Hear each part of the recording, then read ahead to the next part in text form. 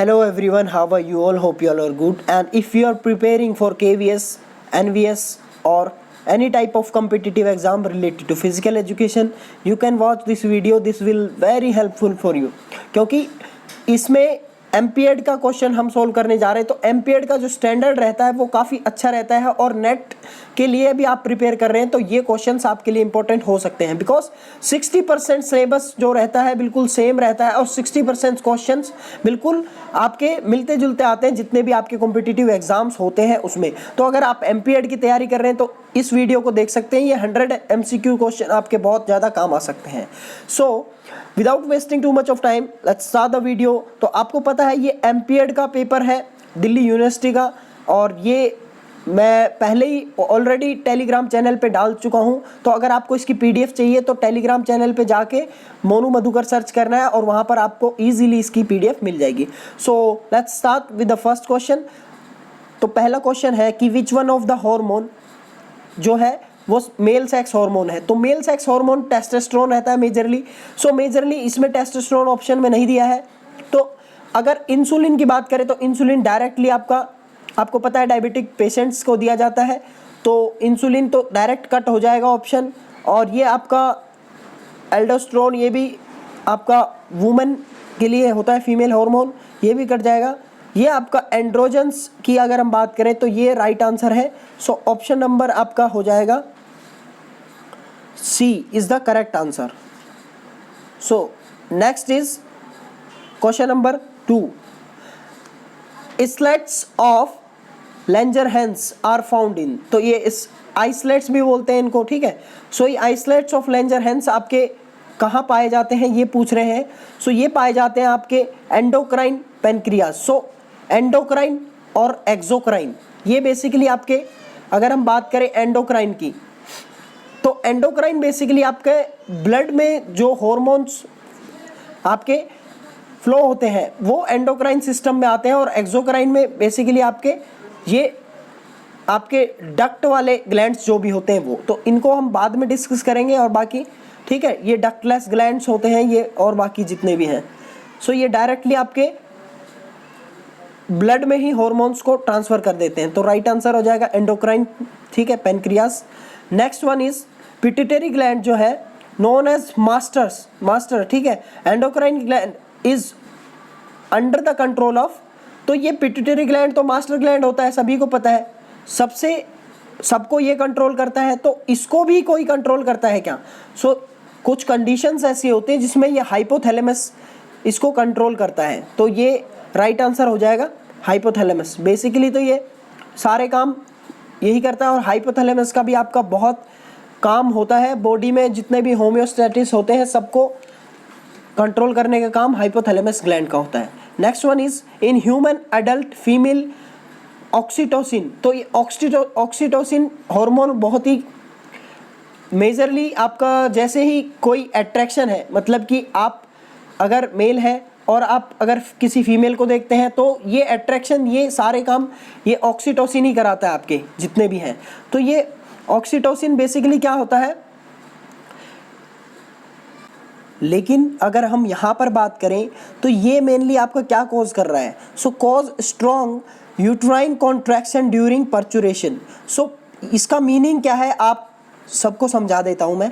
So basically क्या होता है, जब कोई वुमेन प्रेग्नेंट होती है और उस टाइम पे जब उनका यूट्राइन कॉन्ट्रैक्ट नहीं हो पा रहा होता है, क्योंकि मेनली वो अनकॉन्शियस स्टेज में भी हो जाती है मेनली, तो उस टाइम पे जो ऑक्सीटोसिन हार्मोन है जो आपका बेसिकली पोस्टीरियर पिट्यूटरी ग्लैंड से आपका निकलता है, वहाँ से रिलीज होता है ताकि यूट्राइन को आपको स्ट्रॉन्ग कॉन्ट्रैक्शन मिले और जो बेबी है बर्थ ईजीली ले ले, और जो आपका ये बर्थ कनाल है वहाँ से होते हुए, ट्यूब से होते हुए पूरा ईजीली, मतलब स्ट्रॉन्ग कॉन्ट्रैक्शन मिलता है। सिंपल समझ लीजिए आप इसको। सो ये आपका ऑक्सीटोसिन का काम है, और ऑक्सीटोसिन का प्रेगनेंसी में भी बहुत ज़्यादा रोल होता है। सो ऑक्सीटोसिन, ठीक है, इसको थोड़ा सा पढ़ सकते हैं आप। Next is the first branch of the human aorta is. तो ह्यूमन ओरोटा है, ठीक है। ये ओरोटा आपको क्या पता है कि ये सबसे बड़ी एक तो आर्टरी होती है, ये डायरेक्ट ही आपकी किससे जुड़ी होती है? हार्ट के अगर लेफ्ट वेंट्रिकल से डायरेक्ट जुड़ी होती है, ठीक है। तो ये फर्स्ट पूछ रहे हैं, तो ये फर्स्ट आपका आएगा कोरोनरी आर्टरी। जो कोरोनरी आर्टरी क्या रहती है, जो कोरोनरी आर्टरी रहती है वो हार्ट को ब्लड सप्लाई करती है, तो वो कोरोनरी आर्टरी रहती है। सो अगर आप समझे इसको इजीली, सो एक होती है वेन्स जिसमें आता है आपका डीऑक्सीजनेटेड ब्लड, जिसमें ऑक्सीजन नहीं होती है, और ये आता है आपकी पूरी बॉडी जब यूज़ कर लेती है तो ये हार्ट की तरफ आता है, ठीक है, ये हार्ट की तरफ आ गया। और एक होती है आर्टरीज जो आपका ब्लड लेके जाती है, और ये आपका बेसिकली ऑक्सीजन से भरा होता है और ये सारे टिश्यूज़ और सेल्स को आपको देता है। सो next is least blood pressure is present in. So come blood pressure कहाँ होगा, देखिए एक बेसिक सा कॉन्सेप्ट जब समझेंगे तो ये हार्ट है, इसके बेसिकली 4 चैम्बर होते हैं, ये अपर वाले हैं, ये लोअर वाले हैं। सो इनको बोलते हैं वेंट्रिकल्स नीचे वालों को, और ऊपर वालों को बोलते हैं एट्रियम। तो एट्रियम का जो प्रेशर रहता है वो कम रहता है क्योंकि ये रिसीवर्स होते हैं, और नीचे वाले जो रहते हैं ये आपके इनका प्रेशर ज़्यादा रहता है क्योंकि ये एक तरह से पंप करते हैं, ये आपके लंग्स में पंप करते हैं और ये आपके बॉडी में पंप करते हैं, लेफ्ट वेंट्रिकल वाले बॉडी में पंप करते हैं। सो जहाँ से पंपिंग होगा तो वहाँ पर ज़्यादा हमेशा आपका रहेगा। तो यहाँ पर क्या पूछा है, लीस्ट कम पूछा है। तो आपको मैं बता दूं वेना कावा, क्योंकि एक तो होती है वेन्स, एक होती है वेना कावा, मतलब कि वेन्स का ही थोड़ा बड़ा रूप हो गया जो आपका हार्ट में आ रहा है। तो इसको आप समझेंगे तो कोई भी पाइप है उसको अगर आप नैरो कर देंगे तो जितना नैरो करेंगे उसमें उतना ज़्यादा प्रेशर बढ़ जाएगा, और जितना उसको ब्रॉड कर देंगे उतना प्रेशर कम हो जाएगा। और एक तो वो बेसिकली पंप भी नहीं हो रहा है यहाँ से क्योंकि ये तो हार्ट की तरफ आ रहा है, तो ये मसल से आ रहा है, तो एक तो इसमें प्रेशर वैसे ही कम है और इसको आपने ब्रॉड और कर दिया, ठीक है। तो होप आप समझ पा रहे होंगे। सो यहाँ पर अगर ये टर्म्स देखें आप, ऑरोटा जो सबसे बड़ी आर्टरी है, कैपिलरीज जो आपकी ये आर्टरी जा रही है, ये वेन्स है आपकी, ठीक है। तो अगर यहाँ पर ये गुच्छानुमा कुछ, ठीक है, यहाँ पर एक्सचेंज ऑफ ब्लड होता है, ये आपका होता है कैपिलरीज, और ये वेन्स होती है, ये हो गई वेन्स, और ये वेना कावा, वेन्स जाके आगे बड़ी हो जाती है, वही आपकी वेना कावा है। एक सुपीरियर होती है जो अपर बॉडी से लेके आती है, एक इन्फीरियर होती है जो लोअर बॉडी से लेके जाती है हार्ट में। So next one is a person has a blood group A means he has. तो अगर ए है तो उसका मतलब है उसका ए एंटीजन इन आरबीसी, ठीक है, तो ये याद रखना आप। Next one is thickest layer in the heart. So thickest layer होती है आपकी मायोकार्डियम, ठीक है, सबसे बाहरी लेयर होती है आपकी पेरिकार्डियम, फिर आपकी होती है एपिकार्डियम, ठीक है, फिर मायोकार्डियम। नेक्स्ट वन इज, और मसल मतलब हार्ट की मसल्स को बोलते हैं मायोकार्डियम, सो ये भी याद रखना। Next 9th question, what is the function of blood platelets. तो ब्लड प्लेटलेट्स का काम क्या होता है कि खून का थक्का जो होता है कि मतलब एक तरह से जमा देती है, तो aid in coagulation of blood. तो D option right. Question number 10 है blood grouping is important for. So blood grouping किस लिए इंपॉर्टेंट होता है, ब्लड इजीली ट्रांसफर कर सकते हैं हम, ठीक है।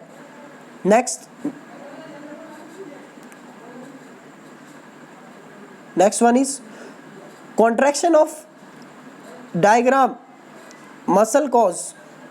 जो आपकी डायफ्राम होती है, ठीक है, डायफ्राम मसल जब कॉन्ट्रैक्ट होगी तो आपको क्या होगा, तो ये इंस्पिरेशन में काम करती है। डायफ्राम आपकी मसल होती है जो आपकी ऐसे करके मसल होती है, ठीक है, ये डूम शेप मसल होती है। ये आपकी रिब्स, ये आपकी रिब्स हो गई, ठीक है, तो ये आपकी रिब्स होती है ना, इसके नीचे होती है ये डूम शेप मसल, और ये जितनी भी आपकी इंटरकोस्टल मसल होती है सब हेल्प करती है आपकी किस में, ब्रीथिंग में, ठीक है। तो ये आपकी इंस्पिरेशन, मतलब ये जब कॉन्ट्रैक्ट होती है तो आप ये इंस्पायर करते हैं, तो ये नीचे की तरफ कॉन्ट्रैक्ट होती है, ठीक है, तो आप ये सांस को लेते हैं, ये याद रखना। Next one is tidal volume.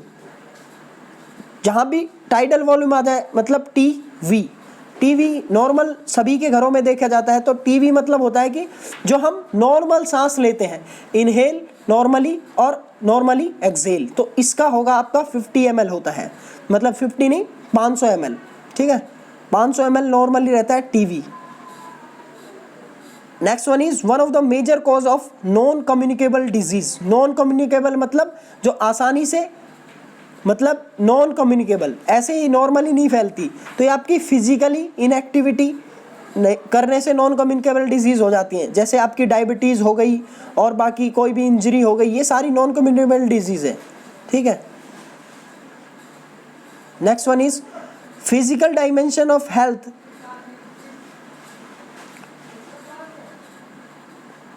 Question number 14 है physical dimension of health pertains to the, तो मैं परफेक्ट फंक्शन ऑफ बॉडी, यही आपका होता है फिजिकल डायमेंशन ऑफ हेल्थ, ठीक है।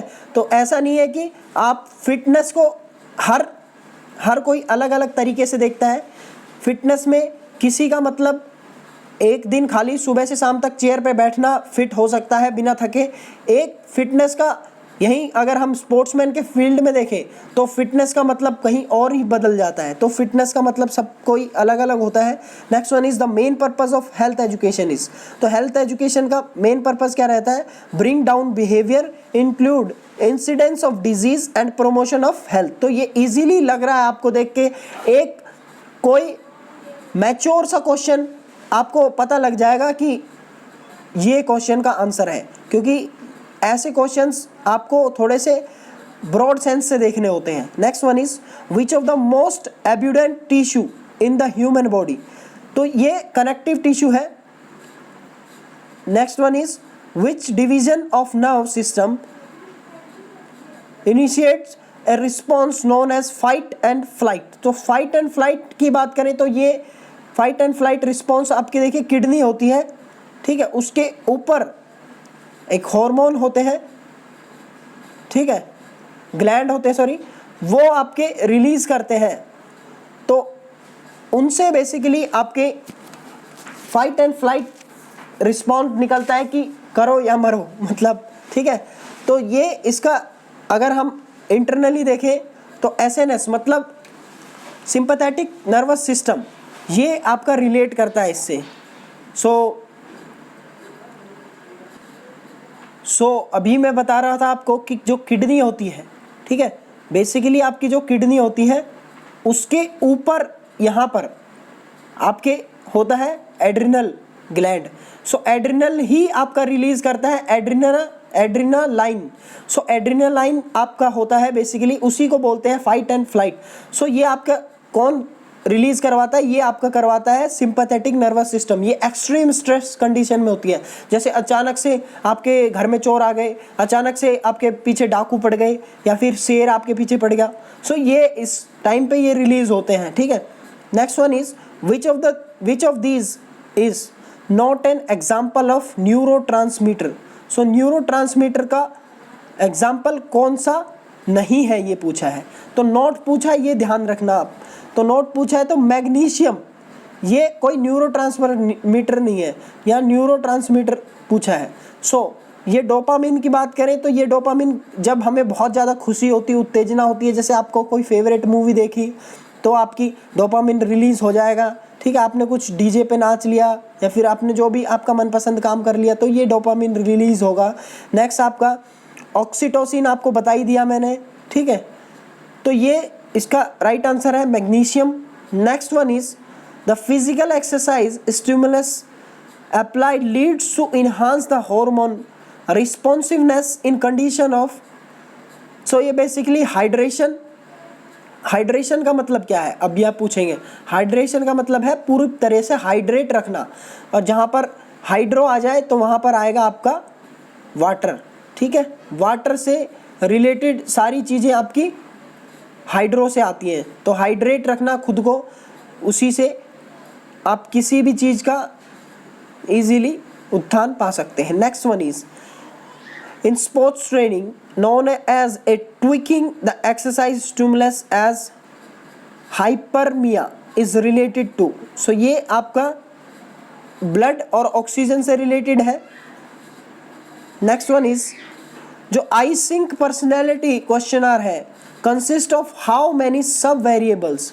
सो इसमें आपके 4 वेरिएबल्स दे रखे हैं आइसिंक पर्सनैलिटी, और भी बहुत सारी पर्सनैलिटी टेस्ट हैं जिसमें अलग अलग क्वेश्चनर्स हैं, और किसी में 15 किसी में 16 ऐसे ऐसे हैं, तो उनको एक बार आप देख के जरूर जाइए एग्जाम्स में। Next one is how many draws for allotment of a lane will be drawn for the final of any sprint event. So इसका राइट आंसर आपका 3, मतलब 3 ड्रॉ आपकी निकाली जाती है। Next one is the knowing aspect or awareness in psychology is known as. So जहाँ भी आपका ब्रेन से रिलेटेड कोई भी चीज़ आ गई तो आपका कोग्निटिव यहाँ पर आएगा, ठीक है, तो cognitive is the right answer.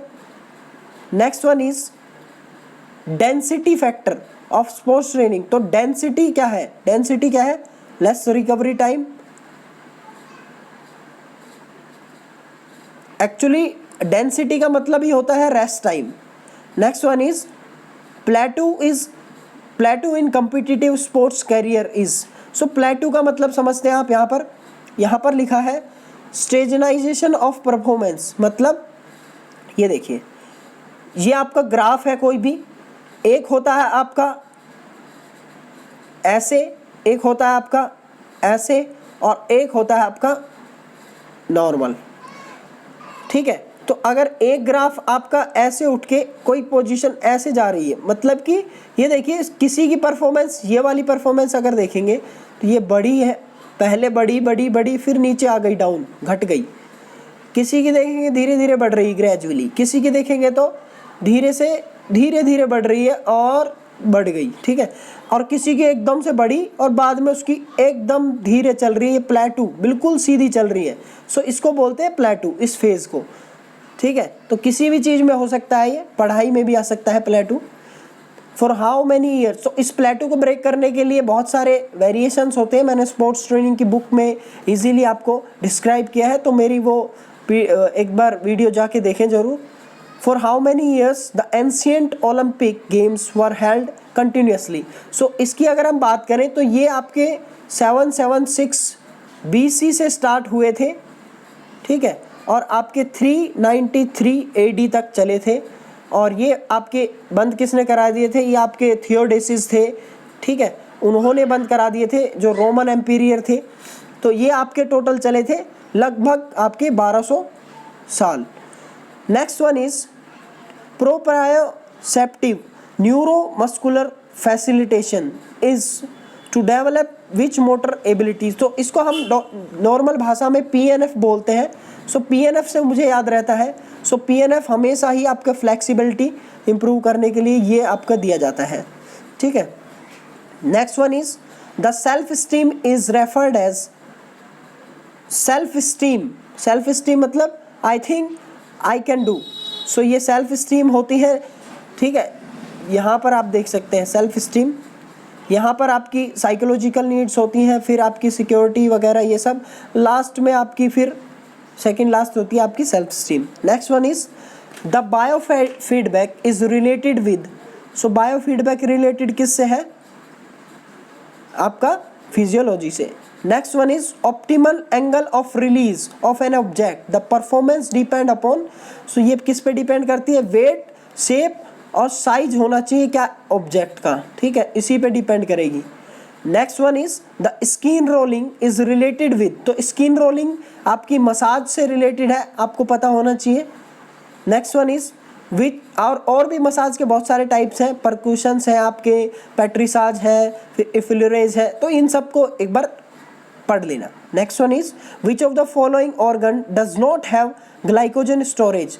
So glycogen storage किस में नहीं होता? ये देखिए एरिथ्रोसाइट्स, आपके ये ब्लड के ही टाइप है, एक होता है आपका ल्यूकोसाइट्स, एक होता है एरिथ्रोसाइट्स, एक होता है आपका थ्रोम्बोसाइट्स। सो आपका जो एरिथ्रोसाइट्स है ये आपका RBC है, रेड ब्लड सेल्स, ठीक है, और आपका ल्यूकोसाइट्स है ये आपका है WBC मतलब वाइट ब्लड सेल्स, और ये आपका है थ्रोम्बोसाइट्स होता है आपका येलो ब्लड सेल्स, ठीक है, YBC बोल सकते हैं इसको, और प्लेटलेट्स भी बोलते हैं इसको, ठीक है, प्लेटलेट्स। सो अगर हम बात करें कि ग्लाइकोजन की, तो ग्लाइकोजन क्या है, जब हम कोई भी चीज़ खाते हैं नॉर्मली, सो वो बेसिकली ग्लूकोज के रूप में स्टोर हो जाता है, और स्टोर अलग अलग जगह पे होता है। मेजरली ये आपकी मसल्स में और आपके लीवर में। सो इतना ये 90% लगभग मसल्स और लीवर में स्टोरेज होता है। बाकी आपका ये इंटेस्टाइन के आपके ड्यूडेनम में थोड़ा सा स्टोर होता है। आपको पता है इंटेस्टाइन के भी 3 पार्ट है, ड्यूडेनम, ज्यूजिनम और इलियम। तो ये थोड़ा सा यहाँ स्टोर होता है, लेकिन एरिथ्रोसाइट्स मतलब आरबीसी में आपका बेसिकली आरबीसी का काम आपका क्या है, ऑक्सीजन को ले जाना। तो ये हीमोग्लोबिन तो कैरी करता है, लेकिन आपका ग्लाइकोजन कैरी नहीं करता है।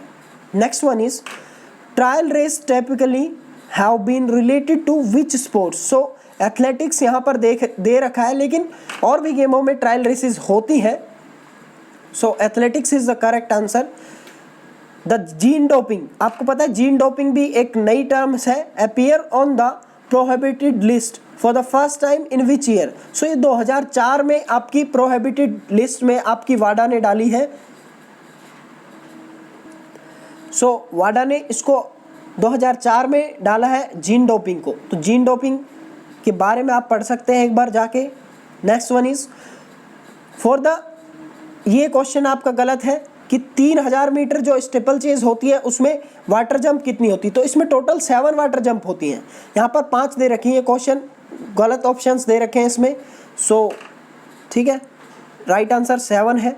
Next one is how many number spikes of nails may be use for the athletes in spike shoes. So ये डिपेंड करता है कौन कौन सी रेस है, अलग अलग रेस में अलग अलग नेल्स यूज करते हैं, लेकिन यहाँ पर 11 ऑप्शन में दिया है। लगभग आपकी 9 से 12 तक कंसीडर की जाती है। ठीक है, नेक्स्ट वन ही, और एथलेटिक्स का कोई है तो वो एक बार कमेंट करके बता सकता है। Next one is imaginary line passing laterally. Lateral जहाँ पे आ गया वहाँ साइड से आएगी कोई चीज़, ठीक है, और लाइन है, कोई लाइन है, ठीक है, लाइन पास हो रही है, मतलब ये एक्सिस है, लाइन पास हो रही है laterally from side to other side. यहाँ से आएगी साइड से और अदर साइड निकल जाएगी। सो ये आपका एक्सिस है कोई भी, ठीक है, तो ये प्लेन कट जाएगा। ये तीनों एक्सिस में से कोई सा बचेगा। आपको पता है सजाइटल मतलब सामने से, तो ये भी कट जाएगा। आपको पता है ये दोनों ऑप्शन कट गए हैं। लास्ट में ये वर्टिकल एक्सिस बताया और लेटरल। वर्टिकल मतलब क्या होता है, ऊपर से नीचे की तरफ, ये भी कट जाएगा। तो लास्ट में बचा लेटरल। लेटरल मतलब साइड वाला, ठीक है। सो ऐसे आप देख सकते हैं, और बहुत ही ईजी लैंग्वेज में मैंने मेरी प्लेन और एक्सिस की वीडियो बना रखी है, उसको जाके एक बार देख लेंगे आप, ठीक है, सेम चैनल पे, तो आप समझ जाएंगे सारा कॉन्सेप्ट क्या है। नेक्स्ट है हाइपोक्सिया रेफर्स टू। तो ये देखिए हाइपो आ गया, एक होता है हाइपर, एक होता है हाइपो। तो जहाँ पर हाइपो आ रहा है मतलब कोई चीज़ बढ़ रही है, कोई चीज़ की एक्स्ट्रा हो रही है। वहाँ पर जहाँ पर हाइपो आ रहा है कोई चीज़ घट रही है, किसी चीज़ की कमी हो रही है। सो यहाँ पर हाइपो है मतलब कमी हो रही है किसी चीज़ की। तो ये हाइपोक्सिया क्या होता है कि टिश्यू में मतलब जब ऑक्सीजन नहीं पहुँच पाती है तो उसको बोलते हैं हाइपोक्सिया। सो यहाँ पर है inadequate oxygen reaching to tissue. तो राइट आंसर इज आपका ए, सॉरी ऑप्शन नंबर 3, ठीक है। Next question number 39, principle of learning can be used. So principle of learning हम कहाँ यूज़ कर सकते हैं, तो ये यूज़ कर सकते हैं हम, option number 3 is the right answer. Understand, analyse, manage human behaviour. A diagram speaks more than 1000 words. मतलब कि कोई डायग्राम है वो 1000 वर्ड्स से ज़्यादा बोलता है, मतलब कि उसमें इतनी ताकत होती है कि उसको देख के कोई समझ सकता है, इतने 1000 शब्दों में ताकत नहीं होती है। The statements means that the teacher should, तो इसका मतलब क्या है कि टीचर को क्या करना चाहिए, use diagram in teaching, speak more and more in class, use teaching aids, no speaking. तो ये यूज टीचिंग एड्स कोई भी इजीली समझ जाएगा कि जितने ज़्यादा आप टीचिंग एड्स रखेंगे, ये भी एक तरह से टीचिंग एड्स का ही एग्जाम्पल है जिस तरीके से मैं पढ़ा रहा हूँ आपको, ठीक है। तो जैसे पीपीटी वगैरह हो गया, कोई भी चीज़ हो गई, तो उसको यूज़ करें, टीचिंग एड्स को यूज़ करें। Next one is the type of communication that the teacher has in classroom is termed as, तो ये ग्रुप कम्युनिकेशन है। Next one is the earliest model to explain the relationship between athletic performance और arousal is explained by, तो ये आपका inverted you, inverted you का मतलब है इन्वर्टेड यू, उल्टा you.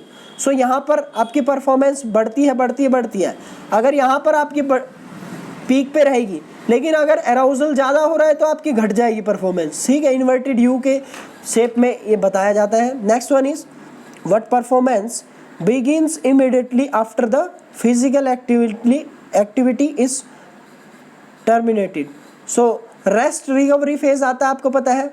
Next one is which of the following pairs is incorrectly matched, तो incorrectly match कौन सा है, ये सारे ही करेक्टली मैच है, सो ये क्वेश्चन भी आपका गलत है, क्योंकि आप देखेंगे यहाँ पर थॉर्नडाइक ने आपका ट्रायल एंड एरर मेथड दिया था और आपका BF स्किनर ने आपका प्रोग्राम लर्निंग बताया था, मैस्लो ने आपके हायरार्की नीड्स दी थी और ये पियागनेट ने आपके बेसिकली कॉग्निटिव डेवलपमेंट के बारे में बताया था, तो ये सारे ही राइट आंसर है। Next one is you want to develop cooperation and term spirit in student, which activities would you purpose. Question number 45 है, मतलब you want to develop cooperation and team spirit in student, which activity would you propose. So अगर आपको जहाँ पर आ गया team spirit आ गई, cooperation आ गया, ठीक है, टीम आ रही है, तो कोई अकेला बंदा नहीं होगा, तो वहाँ पर कोई ग्रुप में काम होगा। सो ये इजीली आप समझ सकते हैं कि ग्रुप वर्क यहाँ पर राइट आंसर रहेगा। नेक्स्ट है कि जो एलाइट एंड्योरेंस एथलीट रहते हैं उनका स्ट्रोक वॉल्यूम कितना रहता है, तो स्ट्रोक वॉल्यूम 90 to 110 ml रहता है उनका per beat. Next one is which of the following vitamin is fat soluble vitamin, so देखिए ये भी क्वेश्चन गलत है, क्योंकि आपको मैं बता दूं कि फैट सोल्यूबल विटामिन होते हैं आपके KEDA, सो राइट आंसर। सो आपके होते हैं फैट सोल्यूबल विटामिन, क्या होते हैं, vitamin K, vitamin E, vitamin D और A, ऐसे याद रख सकते हैं कीड़ा, तो ये कीड़ा होते हैं फैट सोल्यूबल विटामिन। और आपके होते हैं वाटर सोल्यूबल विटामिन, कौन से होते हैं, B और C। सो अगर हम बात करें कि यहाँ पर दे रखा है B12, तो ये क्वेश्चन ही गलत, ऑप्शन गलत हो जाता है, क्योंकि आपके देखिए विटामिन यहाँ पर B12 गलत है, क्योंकि D is the right answer, D होना चाहिए यहाँ पर राइट आंसर, अप्रोप्रिएट, ठीक है। Next one is which of the following objective of physical education was not suggested by H.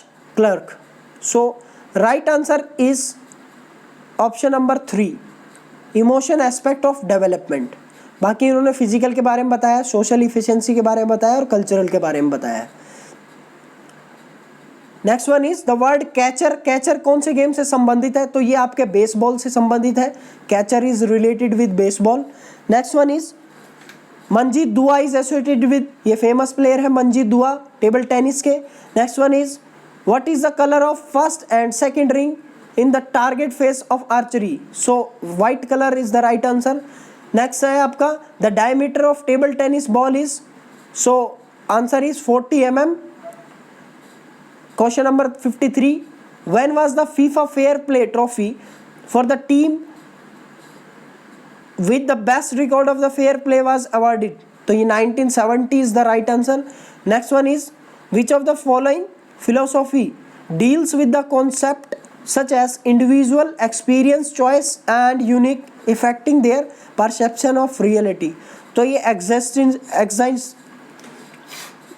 existentialism is the right answer।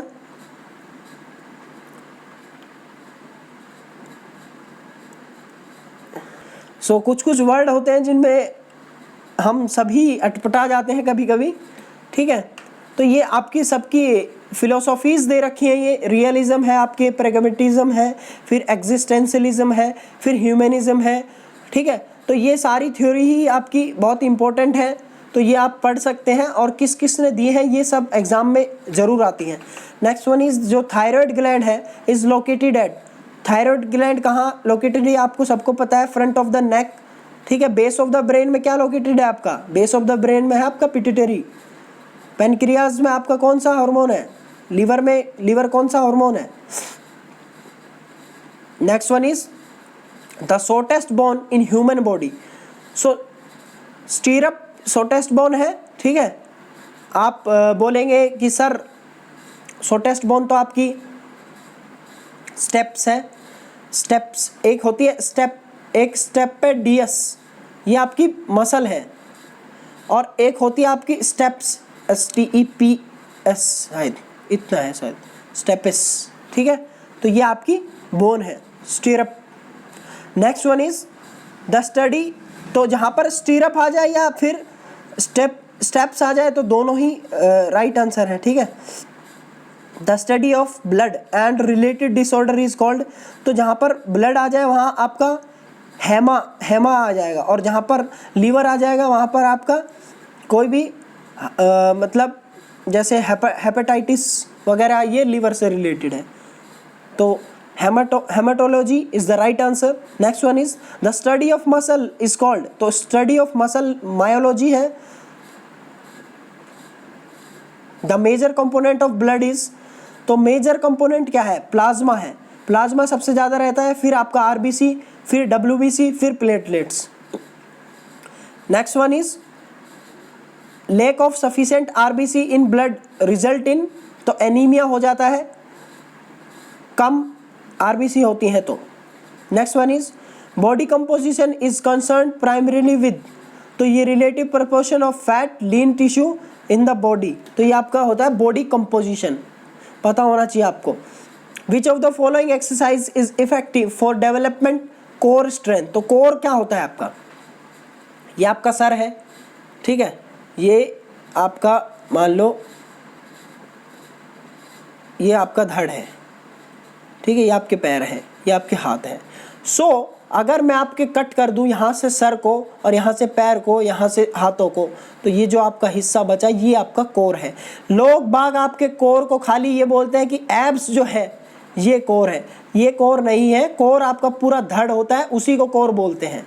So core की planks जो best exercise है, लेकिन एग्जामिनर ने ये क्वेश्चन पक्का core मतलब एब्स को कंसीडर करके ही बनाया होगा, क्योंकि 90% लोग गलत मतलब मिथ में रहते हैं कि कोर का मतलब खाली एब्डोमेन है, कोर का मतलब आपका पूरा धड़ है।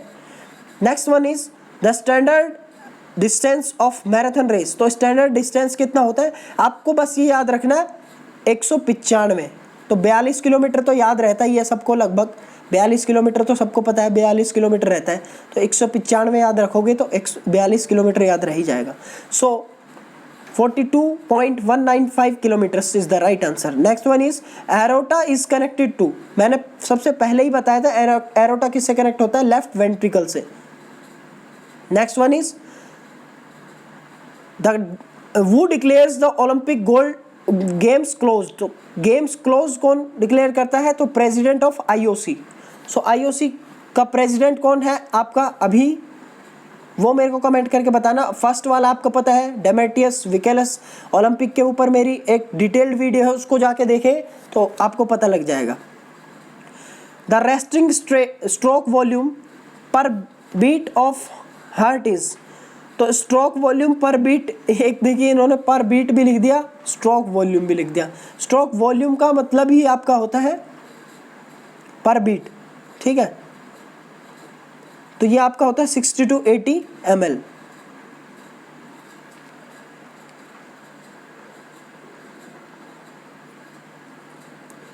Which of the following Grand Slam tournament starts on the first month of every new year? So every new year मतलब फर्स्ट मंथ की बात करें तो यहाँ पर आपका ऑस्ट्रेलियन ओपन आएगा। देखिए ABCD में सबसे पहले A आता है ना, तो A को याद रखना, ठीक है, ऑस्ट्रेलियन ओपन। उसके बाद ABCDEF आता है, फिर आता है आपका फ्रेंच ओपन, ठीक है। और यहाँ पर बस उल्टा है, विंबलडन पहले आएगा और US ओपन लास्ट में आएगा, ठीक है, ये याद रखना बस आप।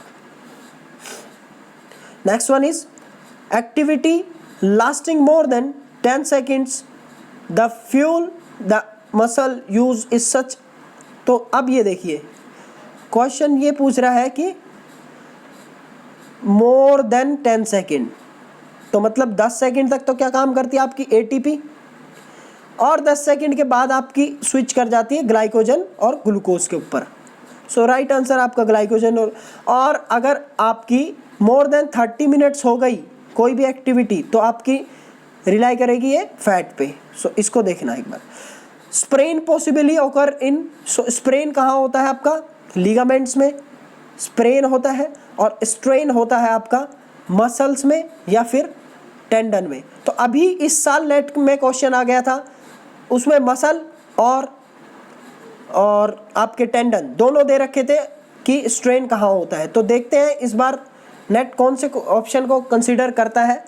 Next one is the world anti doping agency, जो वाडा वाज स्टेब्लिश, वाडा कब हुई थी, तो वाडा याद रखना 1 फिर 999, वाडा याद रखना है ऐसे करके, क्योंकि WWW होता है ना 3 बार, वर्ल्ड वाइड वेब, तो ऐसे ही वाडा इसमें भी W आ रहा है ना, तो ऐसे याद रख सकते हैं number 999। Next one is the wounds or cut are made by tearing of skin, तो ये लैक्रेशन के कारण होता है। एबर्शन क्या होता है, इसमें रगड़ होती है लेकिन वुंड नहीं होता है, ठीक है। कंट्यूजन अलग होता है, कंट्यूजन में क्या होता है, एकदम जैसे हॉकी स्टिक मार दी किसी ने तो नील पड़ जाता है। Next one is deformity of the injured part is the sign and symptom of, तो डिफॉर्मिटी इंजर्ड पार्ट वो क्या है, फ्रैक्चर है।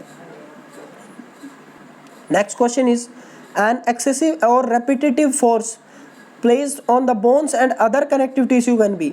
देखिए एक्सेसिव हो रहा है एक तो, और एक रेपिटेटिव हो रहा है, मतलब रेपिटेशन जहाँ भी ज़्यादा आ रहे हैं वो ओवर यूज़ हो रही है चीज़, तो वो आपकी ओवर यूज इंजरी में कंसीडर करी जाएगी।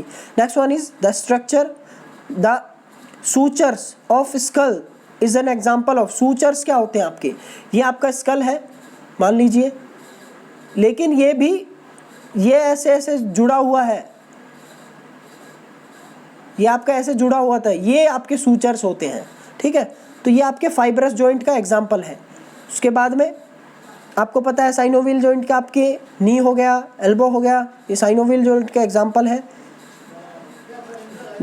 Next one is, so question number 75 है the layer of connective tissue sheath that covers the whole muscle, जो पूरी मसल को पकड़े रखती है बाहर से, उसको बोलते हैं एपिमाइसियम, ठीक है। सो इसके बारे में मेरी एक डिटेल वीडियो है जिसमें मैंने पूरा इजीली आपको समझाया कि मसल काम कैसे करती है, तो जाके एक बार आप मेरे उस वीडियो को देखिए जिसमें मैंने पूरी स्लाइडिंग फिलामेंट थ्योरी समझाई है, तो उसको जाके एक बार देखिए, सेम चैनल पे अवेलेबल है। क्वेश्चन नंबर 76 है the freely movable joint are also called, तो ये आपके होते हैं साइनर्थ्रोसिस, ठीक है, सॉरी आपके होते हैं साइनोवियल जॉइंट, ठीक है। साइनोवियल जॉइंट आपके फ्रीली मूवेबल जॉइंट है, और इनको हम बोलते हैं डायथ्रोसिस, ठीक है, डायथ्रोसिस भी इनको बोलते हैं। Next one is the special type of bones that is fixed into A tendon और ए जॉइंट कैप्सूल, तो ये आपके होते हैं सेसामॉइड बोन, ठीक है। ये सेसामॉइड बोन आपकी कहाँ पाई जाती है, जैसे आपका नी का पटेला है, ये सबसे बड़ी सेसामॉइड बोन के एग्जाम्पल है। Next one is a disruption of fibres of A muscle और टेंडन इज रेफर्ड टू, तो ये स्ट्रेन आ गया, देखिए ऑप्शन आ गया ना अभी, तो स्प्रेन और स्ट्रेन आपको रखा ही पाएगा किसी भी एग्जाम में। The volume of blood pump by the heart in 1 minute, तो ये 1 मिनट आ गया, देखिए 1 मिनट हमेशा आ गया कार्डियक आउटपुट, और एक पंप में आ गया तो वो आपका आ गया स्ट्रोक वॉल्यूम। जैसे कि आप क्रिकेट खेलते हैं तो एक स्ट्रोक मारते हैं ना, तो स्ट्रोक तो एक ही मार रहे हैं ना आप, तो एक बार मतलब कोई चीज़ करी तो वो स्ट्रोक है, तो स्ट्रोक वॉल्यूम, ठीक है। और आउटपुट, कार्डियक आउटपुट, मतलब कि कोई चीज़ 1 मिनट में हो रही है, ठीक है, याद रखना। Next one is an increase in the cross section of muscle fibre is referred in, cross section muscle fibre referred क्या होता है, मसल हाइपरट्रोफी, हाइपर मतलब ज़्यादा, ठीक है, ये याद रखना। Next one is volume of air inhale and exhale with each breath during normal breathing, तो ये टाइडल वॉल्यूम है, सबसे पहले ही समझाया था मैंने, normal breathing, tidal volume. A national sports federation that use a catalyst to transform the lives of a children and adults with intellectual disabilities. तो ये special Olympic Bharat is the right answer. Next one is the duration of Olympic games shall not, तो ये shall not increase, 16 दिन से ज़्यादा नहीं होना चाहिए। देखिए होता तो बेसिकली 14 डेज का ओलंपिक गेम्स, जिसमें शुरू के स्टार्टिंग के 2 दिन आपके मतलब स्टार्टिंग का 1 दिन आपका ओपनिंग सेरेमनी और लास्ट का 1 दिन क्लोजिंग सेरेमनी, तो ये एक तो ये टोटल मिल जाते हैं 16, तो 16 दिन का होता है basically Olympics. Next one is the weight of the Olympic torches, so ये आपका 893 लगभग इतना ग्राम की होती है। सो यहाँ पर दे रखे 700 ग्राम, तो ये क्वेश्चन राइट आंसर देख लेते हैं। Next one is the quality physical education programme develops the following emotion domain, तो इमोशनल डोमेन्स की बात आ रही है, तो value of self expression is the right answer. Next one is for a effective teaching and coaching in a physical education the teacher should possess the following skill, तो उसको क्या स्किल ज़्यादा होनी चाहिए, तो एक तो पहली तो गुड डेमोन्स्ट्रेशन और कम्युनिकेशन स्किल होनी चाहिए, मतलब उसको अच्छे से दर्शाना भी आना चाहिए और बोलना भी आना चाहिए। ओलंपियाड का मतलब क्या होता है, ओलंपियाड का मतलब होता है कोई भी 2 ओलंपिक के बीच में जो गैप होता है, वो पीरियड होता है, उसको बोलते हैं ओलंपियाड। जैसे अभी ओलंपियाड चल रहा है, अगले साल ओलंपिक होने वाले इसी साल थे। Wrestling was include in the modern Olympics, तो ये 1904 में इंक्लूड किया गया। Which among the following is not the law of learning, तो आपको पता है लॉ ऑफ रेडीनेस भी है, लॉ ऑफ इफेक्ट भी है, लॉ ऑफ एक्सरसाइज भी है, तो लॉ ऑफ आपका रिएक्शन कोई नहीं है लॉ, तो ये हट जाएगा, तो ये राइट आंसर हो जाएगा। Next one is the training cycle which has normal duration, ये वीक्स की आ गई, तो ये 3 to 6 वीक है। मतलब अगर हम एक दिन की बात करें, मतलब दिन की बात करें, 1 दिन से 6 दिन की बात करें, तो ये आपकी आ गई माइक्रो साइकिल। अगर हम हफ्तों की बात करें तो वो आ गई आपकी मेसो साइकिल, और अगर हम महीनों की बात करें, मतलब 12 महीने की बात करें, तो वो आ गई आपकी मैक्रो साइकिल। तो इजीली समझना माइक्रो, मैक्रो, मीसो, ठीक है। Next one is question number 91, the ability to execute motor actions under giving circumstances in the minimum possible time. Minimum possible time आ गया, और कम से कम टाइम में कोई भी चीज़ जल्दी करनी है, तो मतलब स्पीड होनी चाहिए उसमें, so speed is the right answer. Next one is the essence of management in any field of human interaction is, तो एसेंस, तो ये coordination is the right answer. Next one is the feel good chemical endorphins commonly known as runner's high are released in the brain are the neutral, तो ये बिल्कुल सीधा का सीधा ऐसा क्वेश्चन एक बुक में मैंने पढ़ा था, बिल्कुल राइट आंसर ये है इसका, इनहांस टॉलरेंस इन पेन। सो ये ऐसे भी कभी कभार क्वेश्चन आ जाते हैं, तो इसीलिए ऑप्शंस क्वेश्चंस पढ़ते रहना चाहिए। नेक्स्ट क्वेश्चन है आपका, सौरभ चौधरी है, ये कौन से गेम से रिलेटेड है, so he is related with shooting. Next one is, तो आपका ये है Joshna Chinappa is associated with, तो ये स्क्वैश के प्लेयर है, मैंने अभी खिलाड़ियों की एक वीडियो बनाई थी, उसमें इनका नाम था। Next one is what energy do mineral supply, तो मिनरल्स क्या, विटामिन्स हो गए आपके, मिनरल्स हो गए, तो ये कुछ नहीं देते हैं, तो ये आपके नो एनर्जी सप्लाई, ठीक है। Next one is the extremely humidity in the atmosphere cause, so आपको लगेगा कि अगर एक्सट्रीमली ह्यूमिडिटी है तो पसीना बहुत आएगा, लेकिन नहीं, नो एवेपोरेशन ऑफ स्वेट, तो स्वेट को निकलने ही नहीं देता है ये, ठीक है। द टर्म 1 RM, मतलब ये हम डेली यूज करते हैं, 1 RM रेपिटेशन मैक्सिमम, 1 RM, ठीक है, तो ये आपका होता है 1 रेपिटेशन मैक्सिमम, तो एक ही रैप, मतलब कि उससे ज़्यादा नहीं लग पाएगा। जैसे मान लो मेरी बेंच 110 kg की है, तो 110 से मैं 1 किलो भी फालतू नहीं उठा पा रहा हूँ, यही, और ये बस एक बार उठा पा रहा हूँ, तो ये आपका 1 रैप मैक्स है। Next one is the span of transition period, transition period जो है स्पोर्ट्स ट्रेनिंग का, वो कितना होना चाहिए, मतलब शुड नॉट मोर देन, कितने से ज़्यादा नहीं होना चाहिए। तो ये आपका होना चाहिए लगभग 1 महीने का, 1 महीने से ज़्यादा नहीं होना चाहिए। तो 1 महीना अगर हम देखें तो 3 से 4 वीक में आपका 1 महीना होता है, तो अप्रोप्रिएट आंसर हो जाता है 2। लास्ट क्वेश्चन है, what kind of loading does exercise like jumping from a bench to floor and then immediately back on the bench. तो ये आपको पता है प्लायोमेट्रिक एक्सरसाइजेज है जो आपकी एक्सप्लोजिव स्ट्रेंथ को बढ़ाती हैं। सो ये राइट आंसर हो जाएगा। इसी के साथ हमारे पूरे 100 क्वेश्चंस कंप्लीट कर चुके हैं हम। So hope you like the video, and if you like the video please hit the like button and don't forget to subscribe my channel. मिलते हैं नेक्स्ट वीडियो में, और आपको बताना वीडियो कंटेंट कैसा लगा और वीडियो कैसी लगी, और कुछ बदलाव करने हो तो बताना जल्दी से कमेंट करके। सी यू इन अनदर वीडियो। तैयारी करते रहें और मिलते हैं जल्दी ही।